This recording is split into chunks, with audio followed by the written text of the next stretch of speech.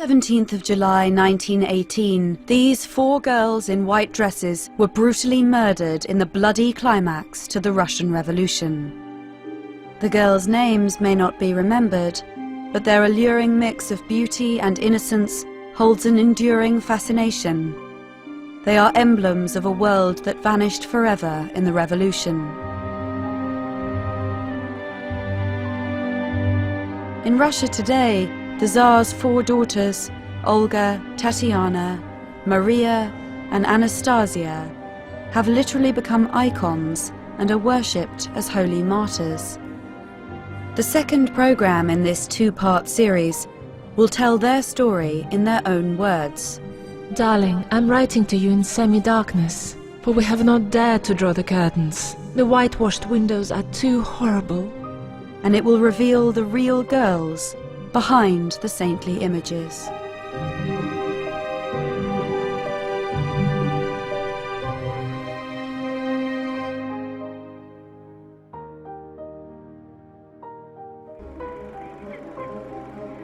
By 1914, the 2 eldest Romanov sisters had grown from little girls into young women.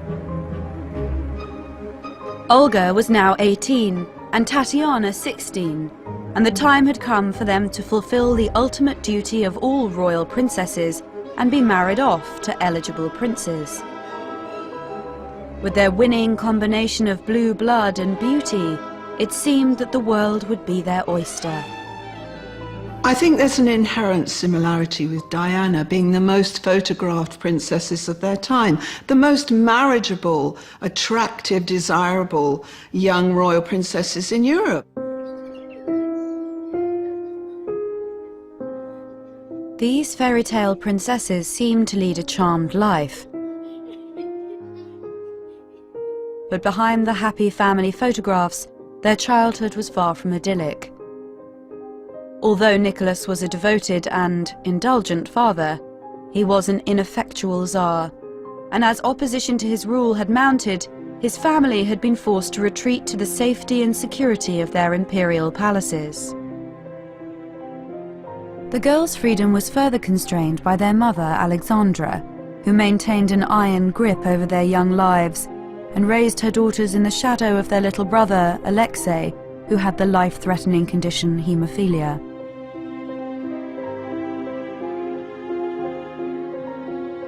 At home in the Alexander Palace, the girls were as much prisoners as princesses.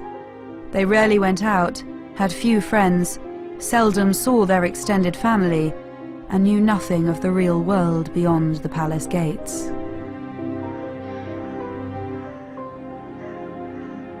It's extraordinary that you have these 4 sisters growing up now in entering adolescence, and their mother still looking upon them as girlies, as she called them. There's this constant infantilization of her daughters, as though she couldn't accept that they were growing up, they needed to be out in the wide world. It's as though she wanted to keep them locked away from that. It was almost a convent-like existence. So these girls, even as they were growing up, with Olga at 18 and Tatiana at 16, they were still much younger than their years because there was no outside contact, there was no real outside experience. When it came to the opposite sex, the girls had always been most interested in the officers of the imperial entourage and the sailors on their royal yacht, the Standard, who they had known since childhood. Though these could never be more than teenage crushes, to marry so far beneath themselves would have been quite unthinkable. But when the search for suitable husbands began in earnest, it soon became clear that Olga and Tatiana were ill-prepared to mix with the Grand Dukes or princes who were their social equals. You get this extraordinary sight of the Tsar escorting his 2 oldest daughters to these swish balls during the centenary year and in 1914, and they don't know anybody, and they gravitate towards the officers from the Standard or the imperial entourage, and this caused an awful lot of disapproval in St. Petersburg society. They seemed such ingenues, so lacking in social accomplishments, so innocent, so childish, really. In the summer of 1914, whilst most of Europe was preoccupied with thoughts of the impending war, the four sisters were more concerned with matters of the heart. The Tsar and Tsarina thought they might have found a royal match for Olga in Prince Carol, the heir to the Romanian throne, but their eldest daughter would take some convincing. Olga was really rather horrified that Carol of Romania had been suggested as a prospective bridegroom, because he had quite a reputation as a ladies' man. He wasn't really ideal material so far as Olga was concerned, and she was actually quite definite that she wasn't having anything to do with it. In June 1914, the Romanov family paid a visit to their Romanian counterparts. This was intended to be an opportunity for the dubious Carol to win over the reluctant Olga. As the families posed for an official photograph, Olga, sat at the far right-hand side of frame, kept her distance from Carol, at the back, and paid far more attention to the baby on her knee than to him. And just in case he hadn't got the message, she and her sisters had concocted a cunning plan to ward off any Romanian advances. They had all spent time lying in the sun before going across to Romania and were quite sunburnt, and it was something that the Romanians immediately noticed with horror. Royal princesses do not have sunburn and look like sunburnt gypsies, and they were very disapproving of the fact, and in a way the Romanov girls were triumphant, because this was a deliberate conspiracy on their part, that none of them should be attractive to Prince Carol and none of them should have to marry him and leave home. The sisters might not have felt there was much urgency to the hunt for a husband, but within a few weeks of their return home, any thought of marriage or of leaving Russia had become a distant dream. On the 19th of July, the German Kaiser declared war on Russia. The next day, Nicholas and Alexandra appeared on the balcony of the Winter Palace in St. Petersburg to be met by a vast crowd singing "God Save the Tsar." But such patriotic fervour was sorely tested by the scale of the bloodshed.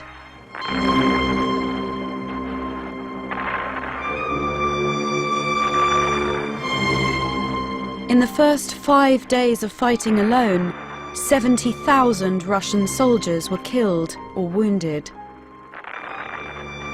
To deal with the unprecedented scale of casualties, thousands of European women from all walks of life volunteered as Red Cross nurses, and the Tsarina and her two eldest daughters eagerly joined their ranks. This wasn't a matter of just donning an apron and mopping a fevered brow and holding hands by the bedside. This was real, hands-on nursing and everything that it involved, seeing people with horrible mutilations and wounds. Within a couple of weeks, the girls were observing amputations, and it was throwing them in absolutely at the deep end. These were very protected girls who had never seen anything of human suffering, really. The Sisters Romanova, as they were known, worked on a special ward of the hospital at Sarko Selo, caring for wounded officers. Although it was only a short drive from the Alexander Palace, for the girls, the hospital was another world. It did give them a taste of what normal people were like, really. In fact, one day, they sent the car for them without the lady-in-waiting present. And the girls got in the car and they decided, instead of going straight back to the palace, they would go shopping. They went into a shop and then realised they didn't actually know how to buy anything. And the next day they came back and asked one of the nursing sisters, how do we go shopping? And she had to explain to them. The irony of the war years is that it finally brought the girls the kind of social contact that they had been craving, albeit often with wounded officers and people who were suffering and recovering from injury. But they were so curious to take advantage of these opportunities of talking to men from the outside, you know, ordinary officers and soldiers, ask them about the world outside, the outside life as they called it, was something that fascinated all 5 children. Even Alexei constantly interrogated people when he visited at the hospital about the outside life. There was this world that they just didn't know about. If the war expanded the Romanovs' extremely narrow horizons, then it also tested the bonds of an incredibly close-knit family. Nicholas was often away at the front, and Alexandra found the agony of separation hard to bear. The couple wrote to each other incessantly, sometimes several times a day, and their letters reveal that 20 years of marriage had not dimmed their devotion to and desire for each other. I press you passionately to my heart and lower. Forgive me. Lady thanks you for the caress, which she returns with great love. Type of language, the tone of their letters, of course, we can kind of be a little bit cynical about. But what we have to remember is that these were private letters that were never meant to be read by anybody but Nicholas and Alexandra. So the language, it's lovey-dovey and it's you're my sunshine, my life, but it's what it actually indicates very strongly indeed is that throughout the marriage, right from the time they met to the day that they died, they didn't stop loving one another. Alexandra's letters were driven not just by a physical longing, but by a deep-rooted fear that at this critical moment in their country's history, the man to whom she was so passionately devoted was simply not up to the job of being Tsar. It's been said about Nicholas that he was essentially a pillow, that he sort of bore the impression of the last person that sat upon him. That is a source of constant concern and frustration for Alexandra. She loves Nicholas dearly, but she sees him as a weak man. And if you read their correspondence, this comes through very clear. She's constantly telling him, be strong, don't be talked out of something. You need to stand up. The Russians need a strong man. And she's forever repeating these lines over and over in their correspondence. Be more autocratic than Peter the Great. Bang your fist. They just need you to bang your fist. The Russians like people who bang their fists, and give them a smack. I mean, she does talk, again, in a rather infantilizing way, give them a smack and they'll behave themselves. He must have dreaded these letters arriving, even though he claims to be really pleased to hear from her because she got bossier and bossier. And if words alone weren't enough, Alexandra had a secret weapon in her arsenal, the family's beloved spiritual advisor, Grigory Rasputin. Rasputin's remarkable abilities to ease their son Alexei's suffering ensured that he was the one outsider in whom the imperial couple had complete faith. She's always sending things, trinkets and little talismans and things from Rasputin to Nicholas. There's a time where she says, remember you have his comb, you have the comb from our friend. Before your meeting with the ministers, with the top brass, make sure you use it. This will give you the strength you need to hold firm and stand your ground. And she's always doing this. She's sending him bits of fruit from Rasputin to eat. It's utterly bizarre. A year into the war, Rasputin wasn't just dispensing lucky charms, but highly controversial political advice. By the summer of 1915, the Russian army was in retreat. Almost 1.5 million Russians had been killed or wounded in the fighting, and troop morale was dwindling fast.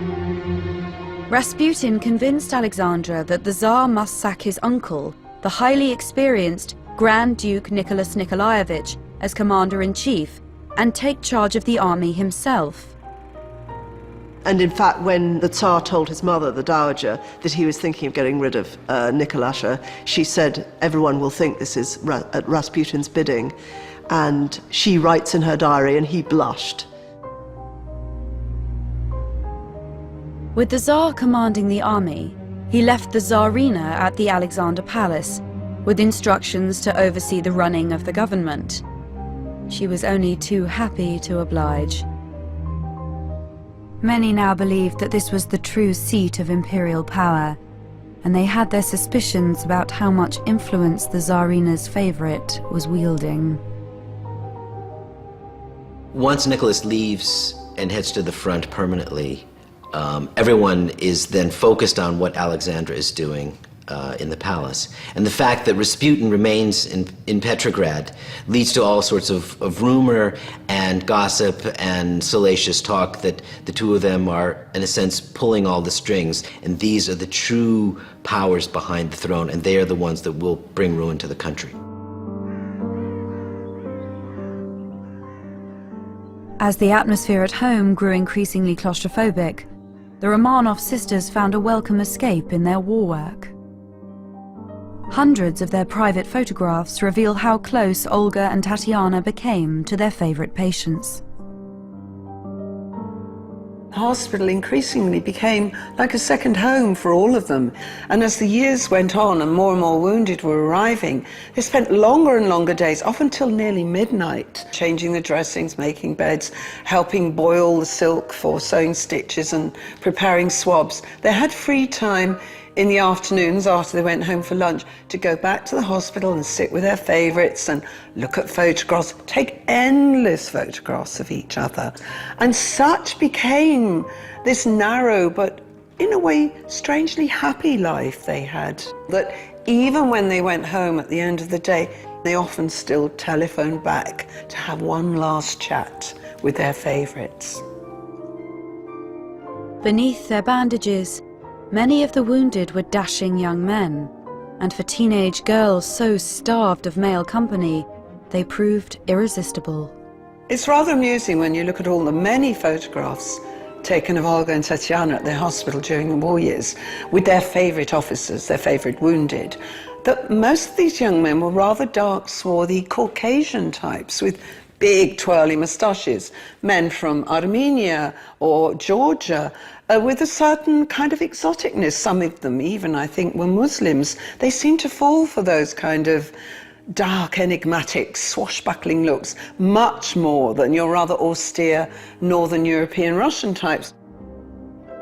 In May 1915, a wounded Georgian officer, Dmitry Shakbagov, was admitted to the hospital. He was a sweet and bashful character, and Olga and he were soon smitten with each other. But love had scarcely had the chance to blossom when disaster struck, and Mitya recovered and was sent back to the front.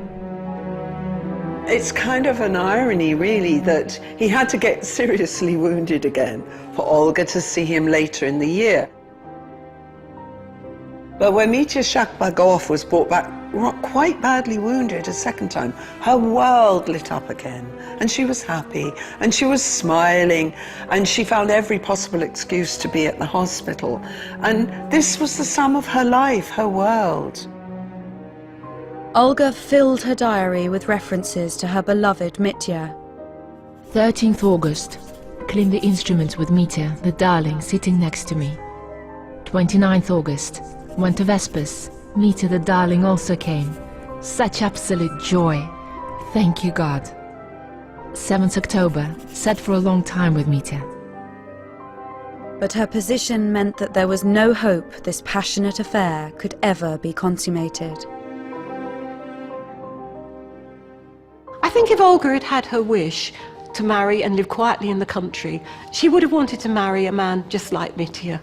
An ordinary man, rather than a prince, an ordinary Russian soldier.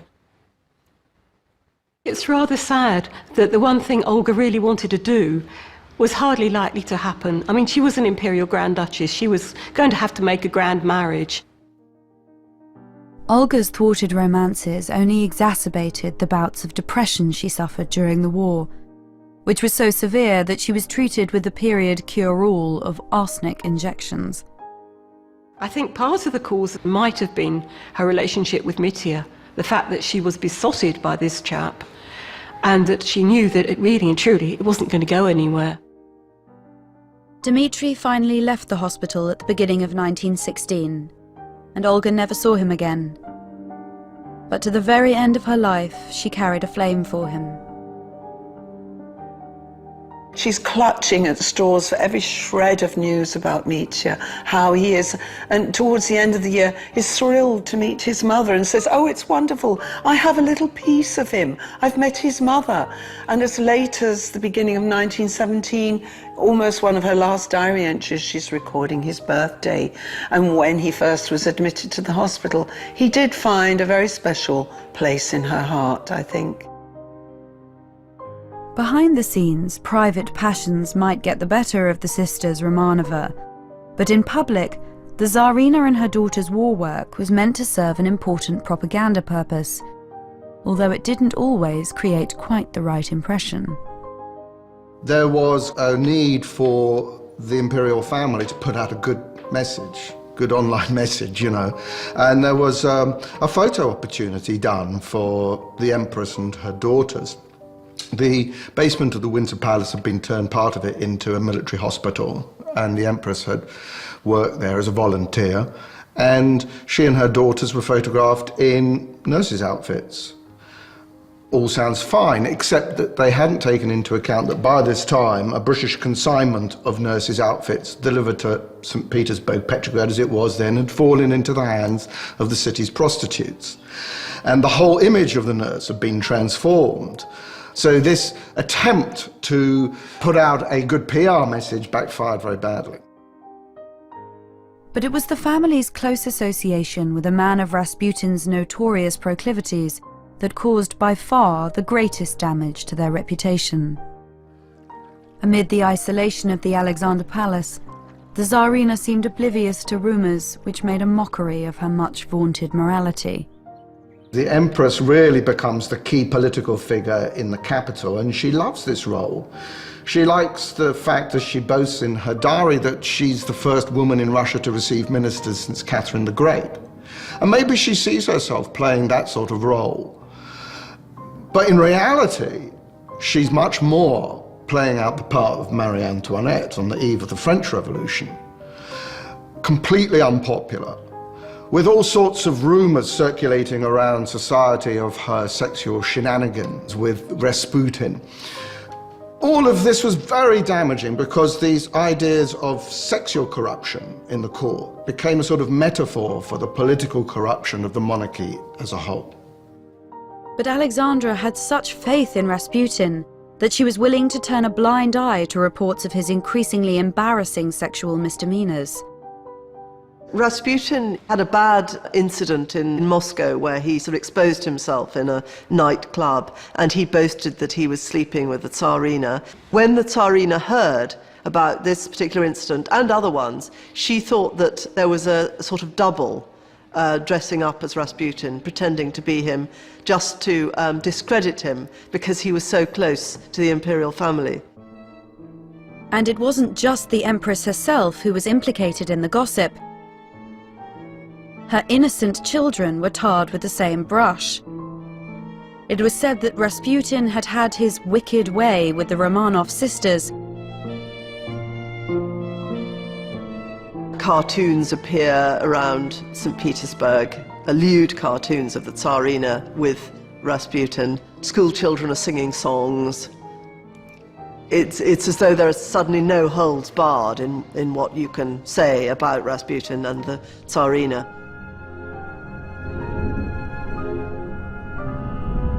Alexandra and Rasputin were not only rumoured to be guilty of a sexual scandal, but of the most horrifying political betrayal.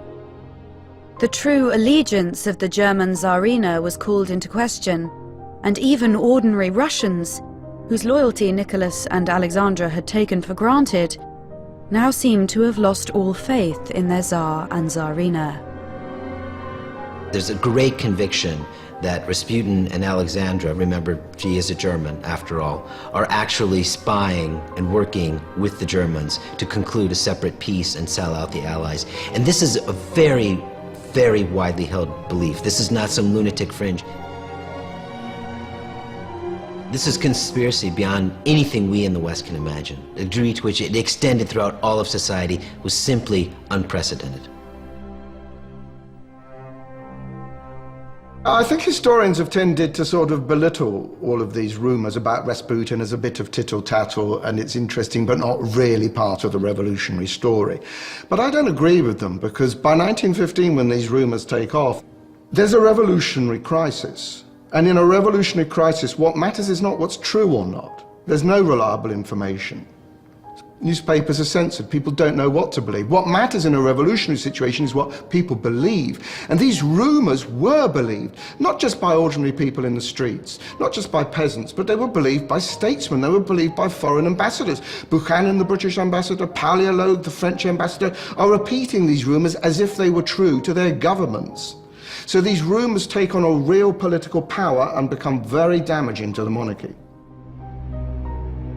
Shut away in her palace, Alexandra's commitment to the man widely believed to be at the root of Russia's problems never faltered. But with the Tsarina insisting that her weak-willed husband follow every one of Rasputin's political pronouncements, the government ground to a halt. Ministers were no sooner appointed than they were sacked. In little more than a year, 5 different prime ministers, 4 different ministers of the interior, and 3 different war ministers all came and went. And nobody was more conscious of the looming political crisis than the extended Romanov family. If the Tsar would not stand up to his own wife, they would. I think you could call the Romanovs at this point probably one of the great dysfunctional families of all time. The degree to which no one trusts anyone.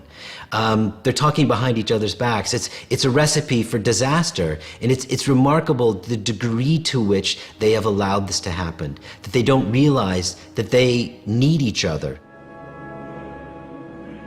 On the 16th of December 1916, members of the wider Romanov family finally made their move. That evening, Rasputin disappeared in Petrograd. Anastasia recorded in her diary, Father Grigory went missing last night. They're looking for him everywhere. It's absolutely dreadful. That night, the sisters were so upset that the 4 of them shared a bed. 2 days later, they heard the news they had dreaded. Rasputin had been murdered. It was Olga alone who recognized that his death might be a blessing in disguise. It's interesting, of the 4 sisters, Olga seemed always the most sensitive to the wider political situation. And she had sensed, I think, for quite a while, that there was a certain malevolent influence about Rasputin that was not a good thing. And perhaps there was a need to kill Rasputin because he'd overreached himself with their mother and his influence over her. But what upset her was the brutal way in which he was murdered. Rasputin was poisoned with cyanide-laced cream cakes, shot, and then bludgeoned to death in the cellar of the Moika Palace, home to Felix Yusupov, the heir to Russia's greatest fortune. For the imperial family, it wasn't just the gruesome details of the murder that was so shocking, but the fact that his killers were intimately known to them. Yusupov was married to the Tsar's only niece, and his co-conspirator, Dmitry Pavlovich, was even closer to Nicholas and Alexandra, and had once been considered the ideal husband for Olga. Rasputin's murder is sort of a family murder, almost, if you will. I mean, Grand Duke Dmitry Pavlovich, one of the main conspirators, was a cousin of Nicholas II and was practically raised almost as a surrogate son by Nicholas. So this was sort of treachery at a most intimate, personal level, and clearly struck at the very heart of Nicholas and Alexandra when they learned the degree to which the people that they had allowed in, and very few people were allowed in to them and to be close to them, these were the ones who then sort of thrust the dagger and struck at a person in whom they had placed all their faith and hope. Alexandra is completely desperate over Rasputin's murder. She's also very bitter. There was already a great divide between her and the rest of the family, but it must have made it enormously impossible to cross the divide when it was realized that actually members of their own family had been involved in the assassination. It's like assassinating her. The Romanov clan hoped that the murder would be just the first step in a palace coup. It wasn't Rasputin alone they wanted to see the back of, but the Tsarina herself. Rasputin's murder was part of a larger plan. It wasn't simply one murder that they were planning, but it was sort of a larger way of trying to neutralize, not just obviously Rasputin, but Alexandra as well. That there was talk that she would be sent to a convent and forced to take orders as a way of getting her out of the government, of again, fighting these dark forces, and thus allowing Nicholas, they hoped, to stand up and take complete rule of the country. Nicholas's own mother allied herself with her son's opponents and agreed that her wayward daughter-in-law should be banished. If only the Lord would open poor Nicky's eyes, and that he would stop following her dreadful advice. What despair! All of this will end in disaster. I think the conspirators believe that the monarchy will come to its senses. Nicholas will correct his policies and allow for a sort of compromise with the opposition forces to see the country through to the end of the war. But you know, in assassinating Rasputin, they bring about quite the opposite, because Nicholas and Alexandra withdraw even further into seclusion and will have no truck with any talk of reform. So that by January 1917, we have a really hopeless situation in which there's no possibility for any compromise at this late stage. And really, the monarchy's doomed. By February 1917, Nicholas and Alexandra's isolation was absolute. They were estranged from their wider family and totally cut off from Russia's looming political crisis. Nicholas is oblivious to the situation. He's out at headquarters, and his diary, you know, it's still filled with the usual stuff about who was at dinner, games of dominoes still. He's more concerned that a couple of his daughters have measles than with the reports that are now coming in February from General Khabalov about disturbances in the capital. And he's not prepared to make any concessions at this late stage. On Sunday, the 26th of February, the Tsar ordered the use of military force to put down protests in Petrograd, but the capital soldiers chose instead to side with the people. The following day, the Petrograd garrison mutinied, and a disturbance became a revolution.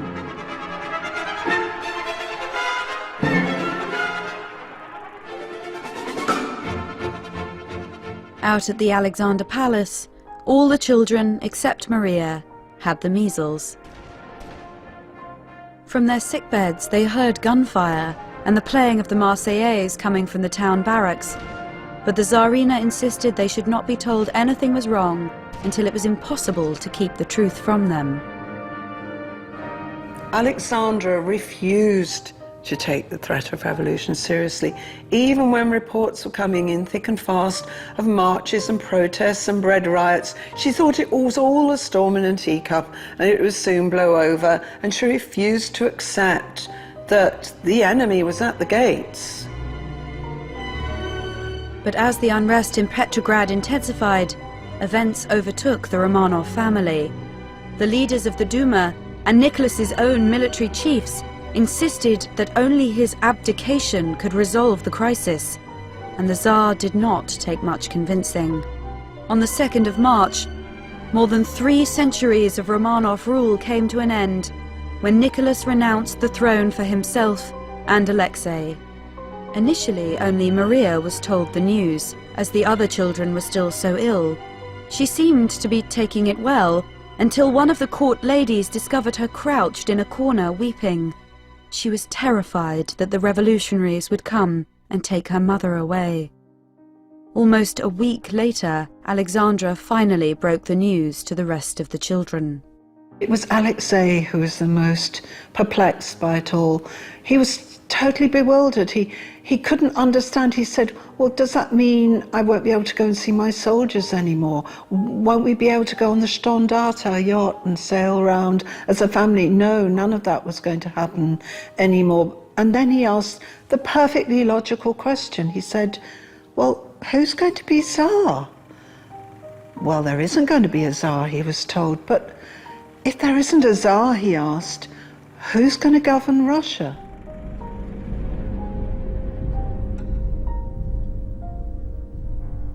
On the 9th of March, the former Tsar, or Colonel Romanov as he was now known, came home to a palace that was now a prison. The provisional government had placed the Romanovs under house arrest. For a family who had always sought to distance themselves from the outside world, their isolation was now strictly enforced. They were not allowed to leave the palace, to receive visitors, to use the telephone or telegraph, and their letters were even checked for invisible ink. For the children, life in this world turned upside down was a rude awakening. Derevenko, who was one of Alexis's sailor carers, lifted him, protected him from hurting himself, and there was a sort of role reversal, which was horrible because he started shouting at Alexis, giving him orders. He was quite overweight, Derevenko, and Alexis used to shout, "Look at Fatty, run," and then all of a sudden Fatty's turning around and saying, "Pick up your own things." The family could only go outside under armed guard and were not allowed to stray beyond a small area of the Alexander Park. This bridge marked a frontier which they could not cross. To compound their humiliation, the captives became a visitor attraction. Hundreds of curious onlookers flocked to the park gates, eager for a glimpse of their fallen royals. But for a dethroned autocrat, Nicholas seemed remarkably accepting of his new life. In a way, abdication was an enormous relief for Nicholas. He accepted it with extraordinary sort of equanimity. It was almost a sense of indifference. One of the commandants at the palace said that he was like the lowest form of plant life, you know, unreacting. He was like a human oyster, so clamped up, so introverted, that nothing, he showed nothing on the surface about how he felt about this momentous event in his life. Nicholas had always prized his private life above all else. Now his great hope was that his family should remain together and be allowed to go into exile within Russia or abroad. I think he felt that it would all come right in the end. I think you had to have a lot of faith to think that, but he did think that. And don't forget, his family, or his connections, his cousins, were so widespread. He knew them all very well, because they had spent time with him. He traveled a lot. And there were many occasions when there were family occasions when he saw a lot of them. So I think they always felt that whatever happened, somebody would bail them out in the end, somebody would rescue them. I don't think they knew quite to what extent they were in danger. Immediately after the revolution, King George V had offered his cousin Nicky asylum in Britain. He had this aspiration that perhaps he could come to England and be a gentleman farmer, and as his cousin Willie, the Kaiser, had said, well, Nicholas is only good for one thing, which is growing turnips and being a country gent. That would have suited Nicholas, to live in obscurity and just be a modest family man. But such modest ambitions were ultimately thwarted by his children's measles.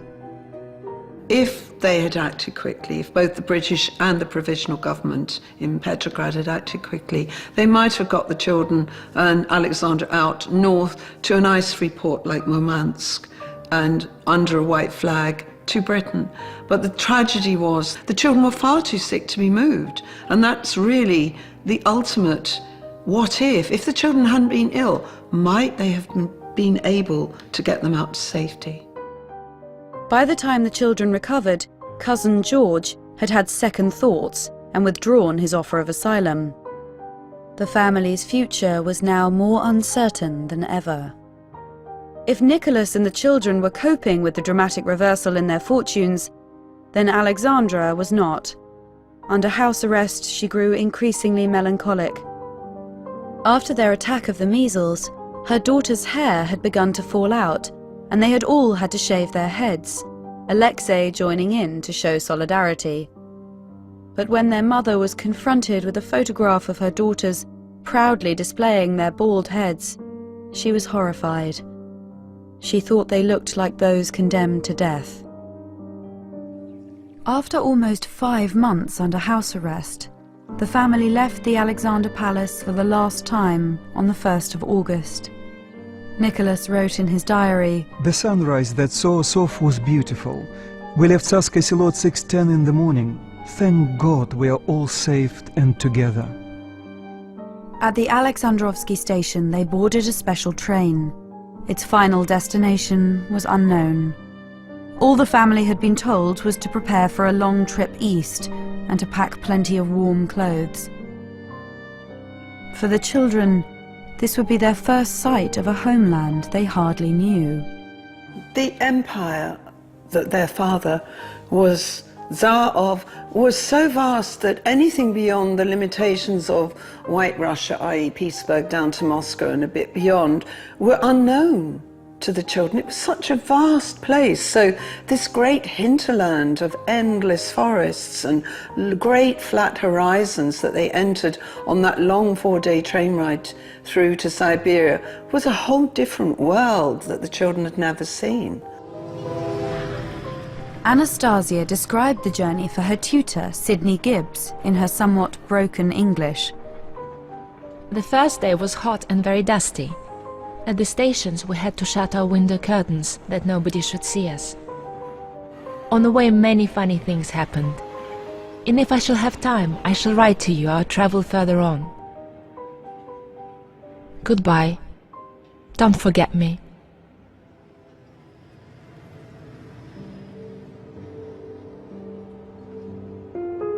She was right to worry.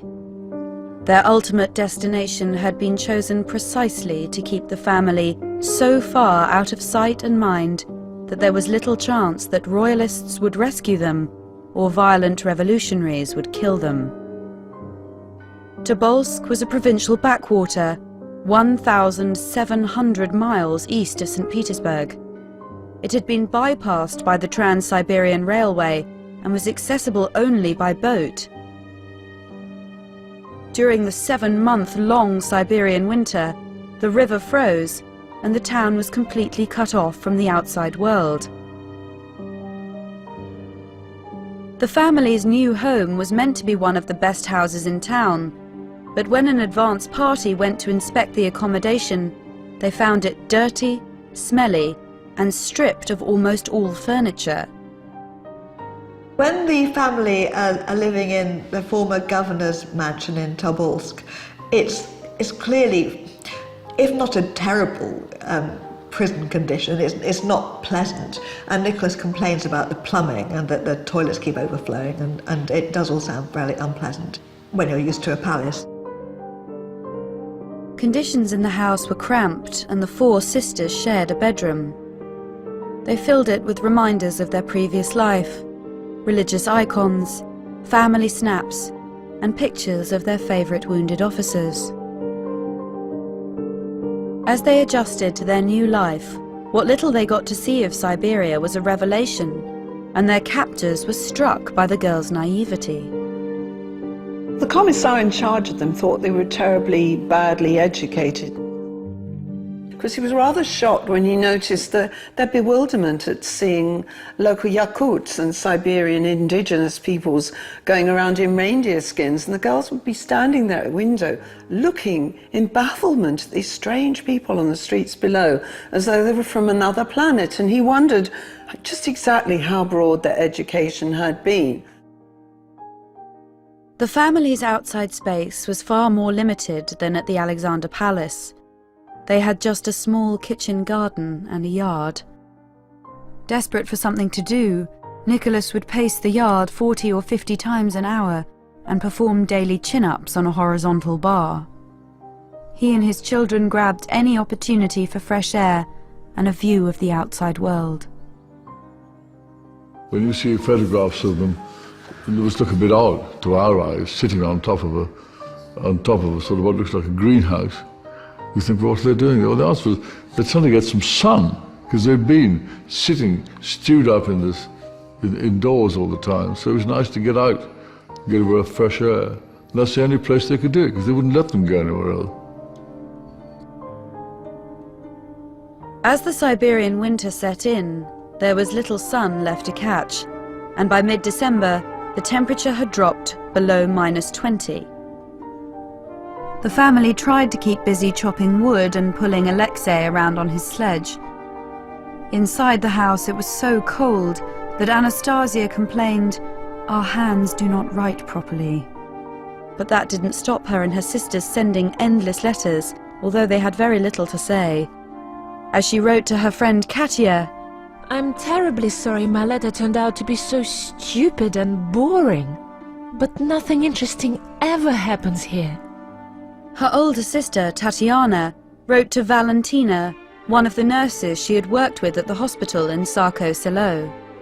We feel we're living in some kind of faraway island, where we receive news of another world. The time goes quickly, and the days pass completely unnoticed. When they weren't writing letters, the girls were gazing out of the window. Ironically, it was under house arrest in Tobolsk that they saw more of ordinary life than they ever had before, or would again. Their life became very narrow, very repetitious, very boring, but they did have one thing that they loved above all others, and that was to sit at the window and watch the world go by outside. And this became almost a primary hobby, and the girls would mention it in their letters to friends and family, how they took such pleasure in sitting and watching people in the street below and waving to them. At least they had a kind of point of contact, even if it was through the glass of the windows. In their Siberian prison, the Romanovs were starved of news from the outside world. But what little they did hear made their position seem bleaker than ever.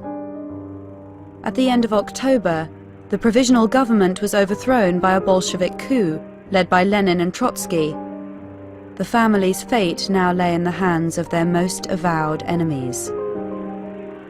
There's no doubt that Olga, of all the girls, the most sensitive, the most naturally melancholic, felt their captivity very profoundly in terms of the broader picture of what was going on in Russia. She was extremely upset by the fact that the nation had turned against, for her, a very loving father. But it's clear to me that Olga, of all of them, sensed that there was something terrible out there, something terrible that may perhaps, in the end, destroy them all. On the 3rd of March 1918, the Bolsheviks signed a peace treaty with Germany. But no sooner had one conflict ended than another began, and the country was plunged into a bloody civil war between the Bolshevik Red Army and the anti-communist White Army. The Bolsheviks were terrified that the Whites would attempt to rescue their former Tsar, and they decided that the family must be moved. But Alexei was too ill to travel, so he was left behind in Tobolsk with Olga, Tatiana and Anastasia, whilst Nicholas, Alexandra and Maria went on ahead. The family's greatest fear, separation, had finally been realized, and as they said their goodbyes, the sisters wept. I think in the end, their religious faith enabled them to deal with this terrible agony of separation. And it was a separation that had no end in sight. They didn't know when they were going to see their parents again. They didn't even know if they would see their parents again. But somehow they had to hang on to each other.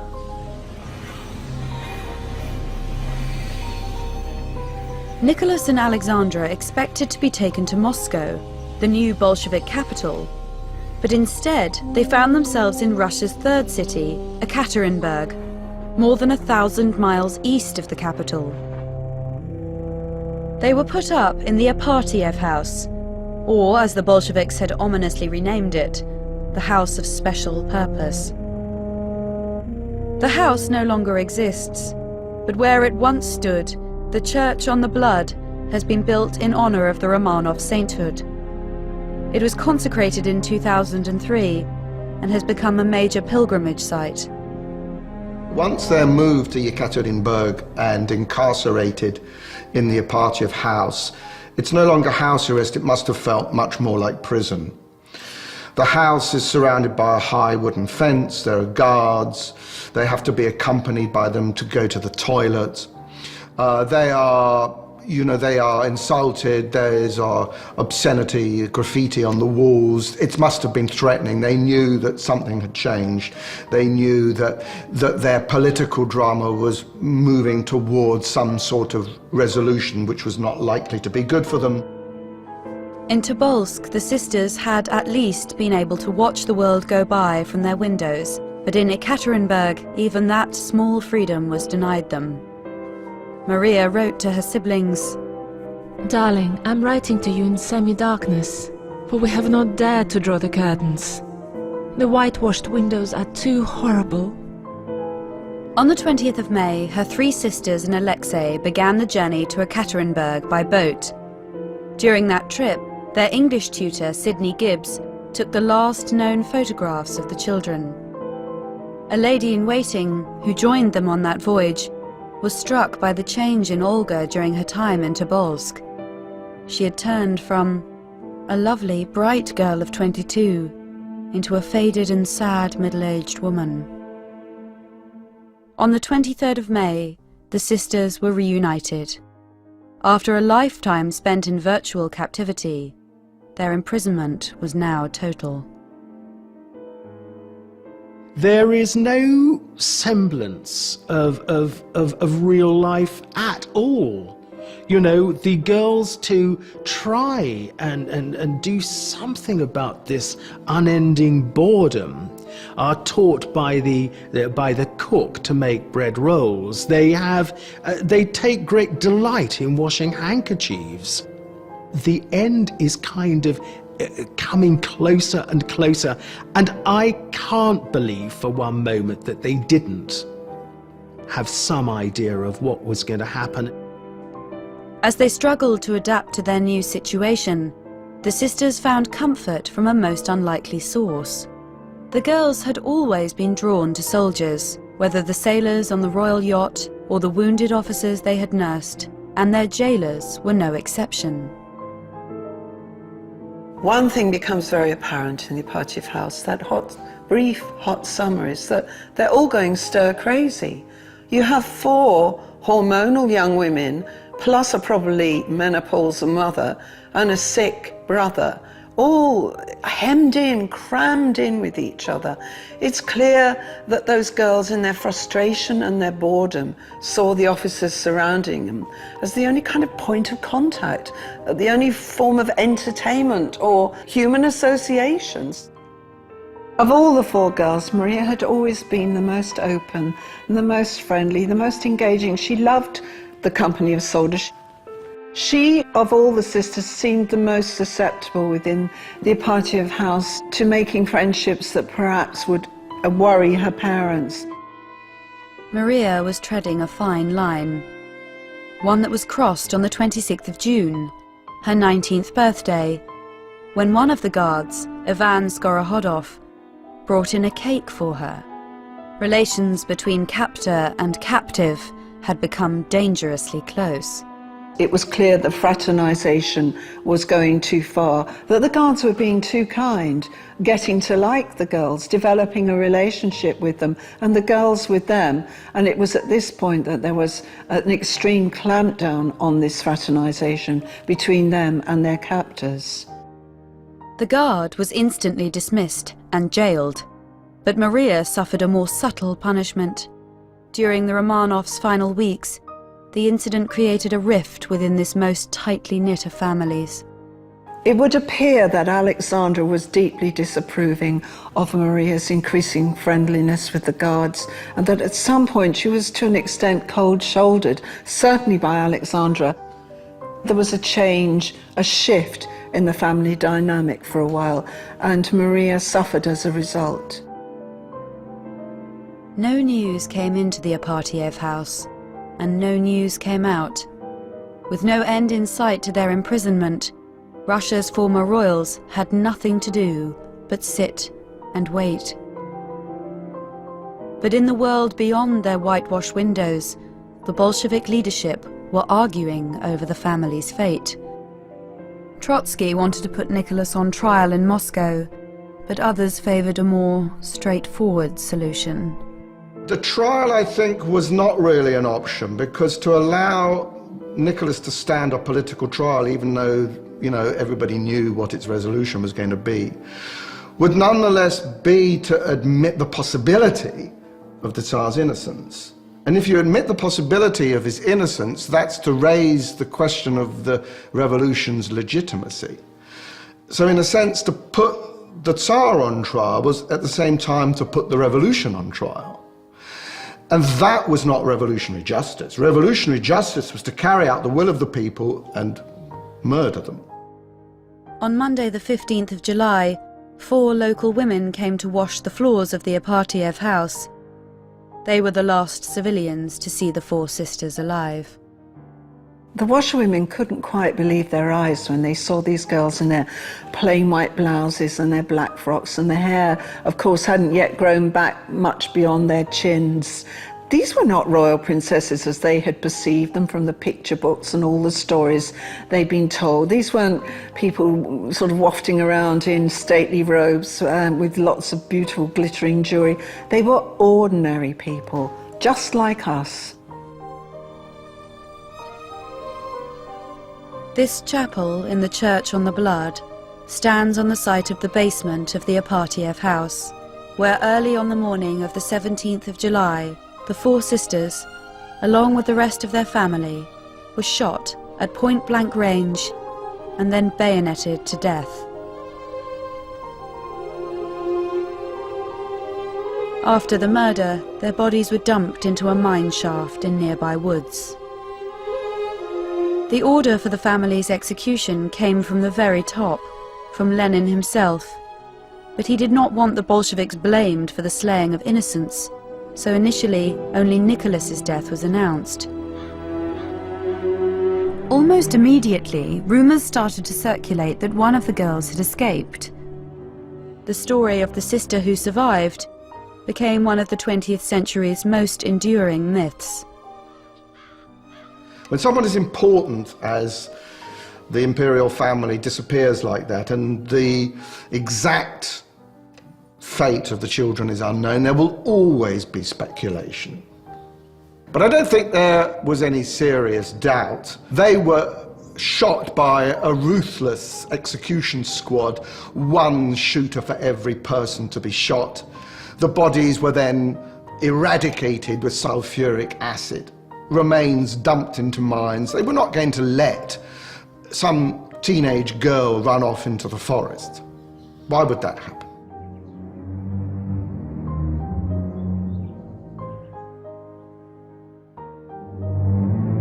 When they died, Olga was 22, Tatiana 21, Maria 19, and Anastasia 17. The sisters are remembered as martyrs of a bloody revolution, but they were also the innocent victims of a mother and father so divorced from reality that they unwittingly condemned their beloved family to a terrible fate.